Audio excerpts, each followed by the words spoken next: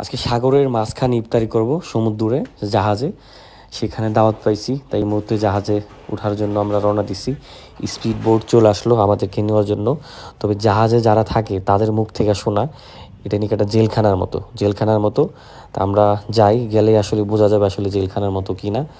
কারণ এক জাহাজ থেকে আরেক জাহাজে চাইলে যাওয়া যায় না, মানে চাইলে কোনো কিছু পাওয়া যায় না, খাওয়া যায় না। অসুস্থ হলেও মানে সাথে সাথে ডাক্তার কাছে যাওয়া যায় না, যেই কারণে এরা বলে জেলখানার মতো।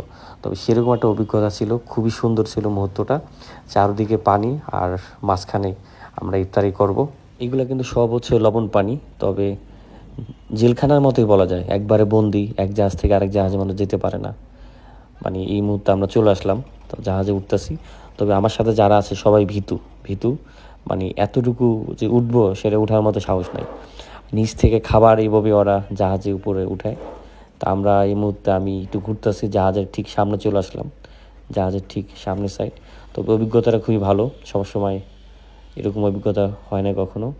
সূর্য কিন্তু দেখা যাচ্ছে, সূর্য আস্তে আস্তে ডুবে যাচ্ছে, আর ওদিক দিয়ে ইফতারি কিন্তু রেডি হতেছে। তবে এরা কিন্তু অন্য জাহাজের মানুষ, এরা ইফতারি রেডি করতেছে, তা মুহূর্তটা সেরকম ছিল। তবে আসলে এই রিজিক যে আমার এখানেই আল্লাহ আসলে রাখছে আমি জানতামই না। তা মুহূর্তটা খুবই ভালো ছিল, সবাই একসাথে ইফতারি করা। তবে জাহাজে কিন্তু অল্প সময় ভালো লাগে আপনার, কিন্তু রং টাইম ভালো লাগে না আমাদের। কখন মনে হয়েছে কখন যাব, এটা হচ্ছে জাহাজের সামনে থেকে কিন্তু সব কিছু ভালোভাবে দেখা যায়, এখান থেকে জাহাজ চালায়। তবে সুন্দর ছিল। তবে রাতের একটা দৃশ্য এটা। সব কিন্তু জাহাজ, এগুলো সব জাহাজ, এত জাহাজ। তবে এই ভাই কিন্তু খুবই ভীতু ছিল। সাঁতার জানে না, সেজন্য লাইফ জ্যাকেট পরে নিছে যদি পড়ে যায়। তা মুহূর্তটা খুবই ভালো ছিল। আমার সাথে যারা ছিল, আমাদের ক্রিকেট বোর্ডের যারা সিকিউরিটির কমিটির লোকজন, সবাই একসাথে